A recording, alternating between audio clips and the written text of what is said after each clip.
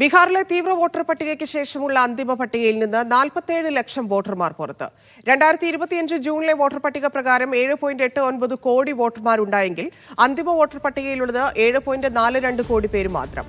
കരട് പട്ടികയെ അപേക്ഷിച്ച് 18 ലക്ഷം വോട്ടർമാർ കൂടി.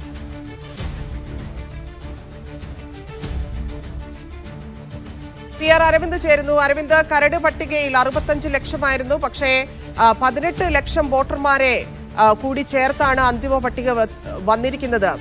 എങ്കിൽ പോലും 47 ലക്ഷം പേർ ഇപ്പോഴും പുറത്താണ്. എന്താണ് വോട്ടർ പട്ടികയുടെ സ്ഥിതി? കോൺഗ്രസിന്റെ പ്രതിഷേധ പ്രതികരണങ്ങൾ എന്തെങ്കിലും വന്നിട്ടുണ്ടോ?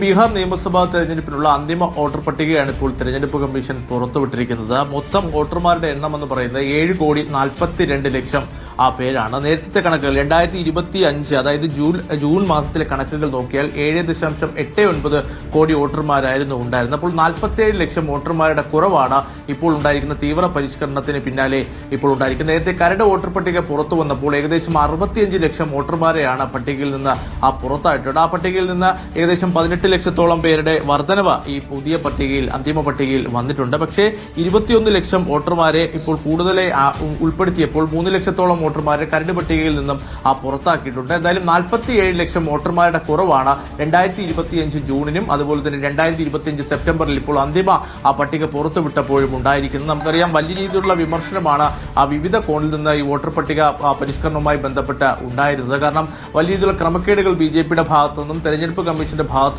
ഉണ്ടാകുന്നുവെന്ന് പ്രതിപക്ഷം അടക്കം ആരോപിച്ചിരുന്നു. എന്തായാലും വരും മണിക്കൂറുകളിൽ ഇതുമായി ബന്ധപ്പെട്ട കൂടുതൽ പ്രതികരണങ്ങൾ പ്രതിപക്ഷ പാർട്ടികളുടെ ഭാഗത്തുനിന്നുണ്ടാകും. നേരത്തെ 65 ലക്ഷമായിരുന്നു കരട് പട്ടിക വന്നപ്പോൾ ഉണ്ടായിരുന്ന പുറത്താക്കപ്പെട്ട. അതിൽ നിന്ന് കുറച്ചുപേരെ ഇപ്പോൾ ഈ പട്ടികയിലേക്ക് ഉൾപ്പെടുത്തിയിട്ടുണ്ട്. അതേസമയം തന്നെ 10 ദിവസത്തെ സമയമാണ് ഇപ്പോൾ വോട്ടർമാർക്ക് തെരഞ്ഞെടുപ്പ് കമ്മീഷൻ നൽകിയിരിക്കുന്നത്. ഈ പട്ടികയിൽ ഉൾപ്പെടുത്തണമെങ്കിൽ 10 ദിവസത്തിനകം തന്നെ അപേക്ഷ സമർപ്പിക്കണമെന്ന് കൂടി തെരഞ്ഞെടുപ്പ് കമ്മീഷൻ വ്യക്തമാക്കുന്നു. എന്തായാലും ഒക്ടോബർ 7 സുപ്രീം കോടതി ബീഹാർ വോട്ടർ പട്ടിക തീവ്ര പരിഷ്കരണവുമായി ബന്ധപ്പെട്ട ഹർജികൾ പരിഗണിക്കുന്നത്. അന്ന് ഈ കാര്യങ്ങളിൽ കൃത്യമായ നിലപാട് സുപ്രീം കോടതി എടുക്കും. എന്തായാലും അടുത്ത മാസം നവംബർ മാസമാണ് ബീഹാറിൽ തെരഞ്ഞെടുപ്പ് നടക്കാൻ പോകുന്നത്. തെരഞ്ഞെടുപ്പ് തീയതി കൂടി വരും ആഴ്ചയിൽ പ്രഖ്യാപിക്കുമെന്നൊരു വിവരം കൂടി തെരഞ്ഞെടുപ്പ് കമ്മീഷൻ വൃത്തങ്ങൾ നൽകുന്നുണ്ട്.